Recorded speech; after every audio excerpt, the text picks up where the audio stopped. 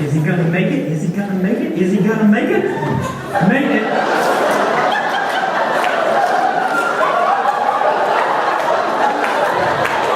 I just pulled that out of thin air. We didn't even rehearse that.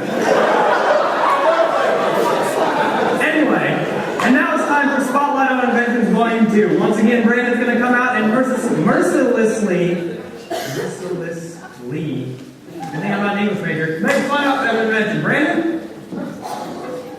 Hey. Alright, for session 2, we're going to take the GPS, Global Positioning System. Hope you've heard about it. If you've been alive for the last, I don't know, 20 years, something like that. So it's a really useful invention for a lot of people. It's basically like having a navigator in the passenger seat, except you don't need someone in the passenger seat. It's great. And they don't carry on a good conversation with you. But then again, most passengers don't do that anyway. You go on a long road trip, you got someone in the passenger seat, they're like, I'm going to stay up with you and keep you awake. 5 minutes, they're out. So just keep the GPS. And unlike a real person, the GPS actually tells you where you're supposed to turn before the turn comes.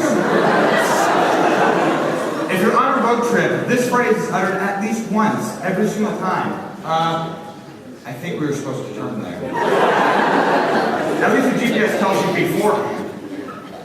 But the problem with it is that it doesn't really care whether or not you're on the road or whether you're off the road.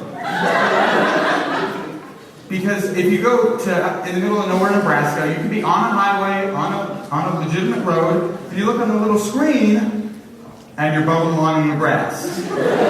And the GPS doesn't say anything like, what are you doing? Get back on the road. It just sits there and lets you go. If you had a passenger in the seat next to you, and then you went off the road, I think they would have a problem with that. Like, boy, you must be outside your mind. Remember the Titans reference.